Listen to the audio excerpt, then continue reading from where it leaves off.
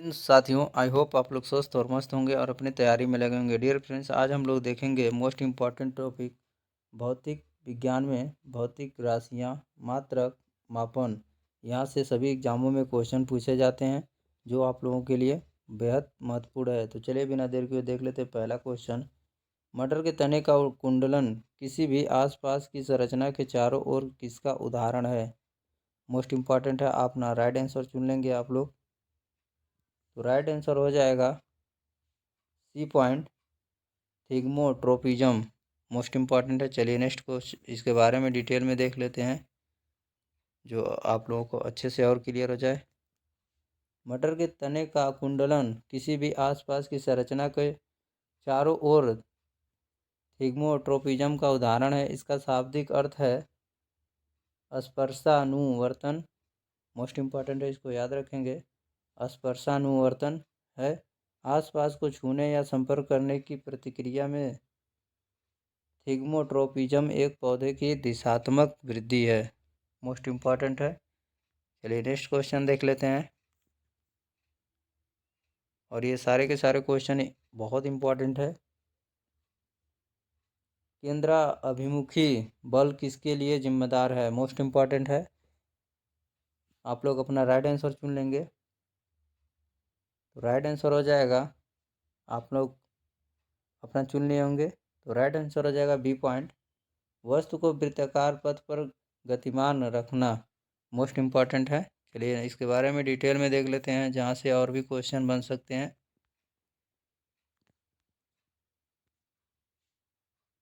केंद्राभिमुखी बल वस्तु को वृत्ताकार पथ पर गतिमान रखने के लिए जिम्मेदार होता है। किसी वृत्तीय मार्ग पर एक समान चाल से गति करते हुए पिंड पर एक बल कार्य करता है जिसकी दिशा सदैव केंद्र की ओर रहती है। इस प्रकार वृत्ताकार पथ में केंद्र की ओर लगने वाले बल को केंद्राभिमुखी बल या सेंट्रीपिटल फोर्स कहते हैं। मोस्ट इम्पॉर्टेंट है, याद रखिएगा। चलिए नेक्स्ट क्वेश्चन देख लेते हैं। क्वेश्चन नंबर 3, यूडोमीटर का उपयोग किया जाता है, किसके लिए किया जाता है? अपना राइट आंसर सेलेक्ट कर लेंगे। तो राइट आंसर हो जाएगा डियर फ्रेंड सी पॉइंट, बरसात की मात्रा नापने हेतु। मोस्ट इम्पॉर्टेंट है। चलिए इसके बारे में डिटेल में देख लेते हैं।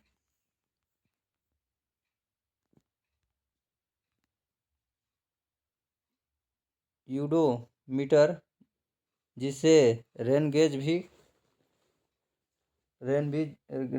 भी कहा जाता है, किसी स्थान पर होने वाली वर्षा को मापने के लिए प्रयुक्त किया जाता है। मोस्ट इम्पॉर्टेंट है, दोनों नाम याद रखेंगे, रेनगेज और यूडोमीटर। चलिए नेक्स्ट क्वेश्चन देख लेते हैं।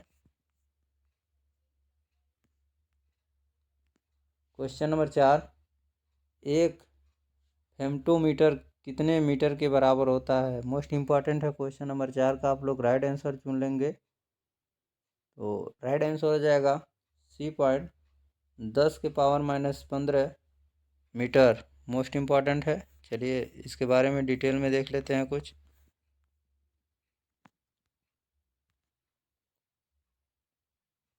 एक एफएम बराबर 10⁻⁻15 मीटर, अर्थात एक फेम्टोमीटर में 10⁻⁻15 मीटर होता है। मोस्ट इम्पॉर्टेंट है, याद रखिएगा। चलिए नेक्स्ट क्वेश्चन देख लेते हैं। क्वेश्चन नंबर 5, बैरोमीटर का प्रयोग निम्नलिखित में से किसके मापन में होता है? मोस्ट इम्पॉर्टेंट है। आप लोग अपना राइट आंसर सेलेक्ट कर लेंगे। तो राइट आंसर हो जाएगा वायुमंडलीय दबाव मापने का में प्रयोग होता है। चलिए इसके बारे में डिटेल में देख लेते हैं। बैरोमीटर का प्रयोग वायुमंडलीय दबाव के मापने में होता है। हवा की दिशा और गति, मोस्ट इम्पॉर्टेंट है, हवा की दिशा और गति को मापने के लिए एनीमोमीटर का प्रयोग किया जाता है। तापमान मापने में थर्मामीटर और वर्षा का पानी मापने हेतु मापी जिसे रेन गेज भी कहते हैं प्रयोग किया जाता है। तो मोस्ट इम्पॉर्टेंट है, तीनों चारों को याद रखिएगा। चलिए नेक्स्ट क्वेश्चन देख लेते हैं।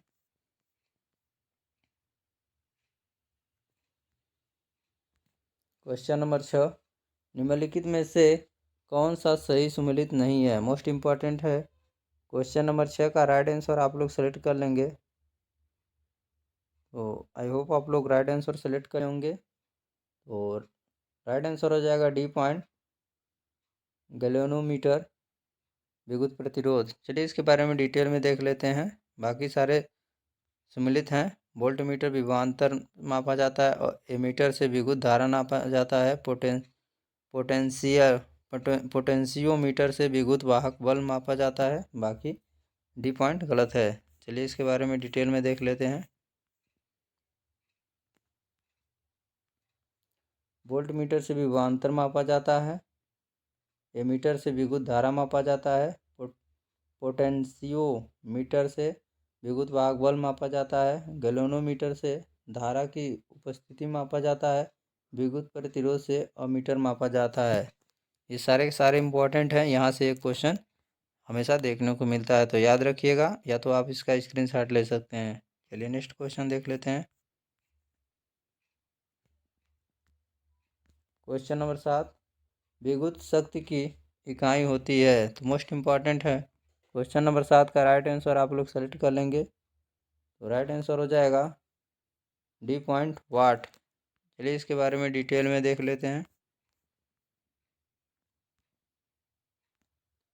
विद्युत शक्ति की इकाई वाट है। विद्युत धारा का मूल मात्रक एम्पियर, वोल्ट विद्युत विभव, विभवांतर और विद्युत वाहक बल की व्युत्पन्न इकाई है तथा कूलाम आवेश का मात्रक है। मोस्ट इम्पॉर्टेंट है, याद रखिएगा। चलिए नेक्स्ट क्वेश्चन देख लेते हैं।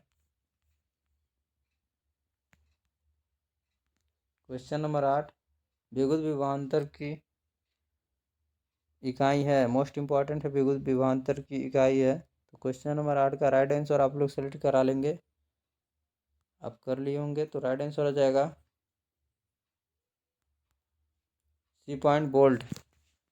चलिए इसके बारे में देख लेते हैं।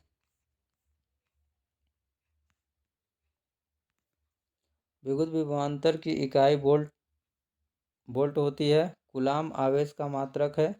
ओम प्रतिरोध का तथा वाट विद्युत सामर्थ्य का मात्रक होता है। तो याद रखिएगा। चलिए नेक्स्ट क्वेश्चन देख लेते हैं।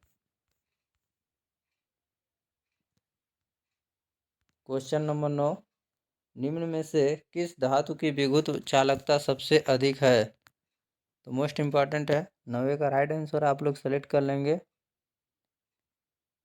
तो राइट आंसर हो जाएगा रजत का। चलिए इसके बारे में डिटेल में देख लेते हैं।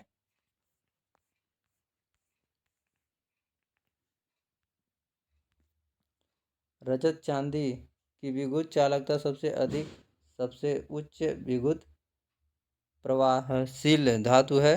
चांदी, तांबा और सोना क्रमशः आते हैं। शुद्ध चांदी सभी धातुओं में सबसे अधिक विद्युत प्रवाहशील है। मोस्ट इम्पॉर्टेंट है, याद रखिएगा। चलिए नेक्स्ट क्वेश्चन देख लेते हैं।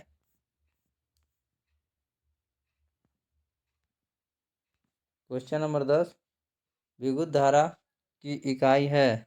तो मोस्ट इम्पॉर्टेंट है, विद्युत धारा की क्या इकाई है? आप लोग अपना राइट आंसर सेलेक्ट कर लेंगे। तो राइट आंसर हो जाएगा dear friends D point ampere. विद्युत धारा एम्पियर में मापी जाती है। चलिए इसके बारे में डिटेल में देख लेते हैं।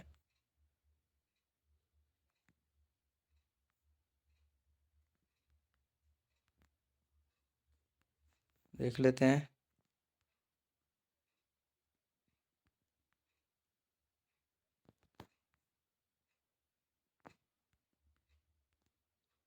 विद्युत आवेश कूलाम में मापा जाता है। विद्युत विभवांतर वोल्ट में मापा जाता है। विद्युत प्रतिरोध ओम में नापा जाता है। शक्ति का वाट होता है मात्रक। ऊर्जा और कार्य का मात्रक जूल होता है। तो मोस्ट इम्पॉर्टेंट है, ये सारे के सारे आप लोग याद रखिएगा। तो डियर फ्रेंड्स, आज के लिए बस इतना ही। मिलेंगे नेक्स्ट वीडियो में नेक्स्ट टॉपिक के साथ। जय हिंद, वंदे मातरम।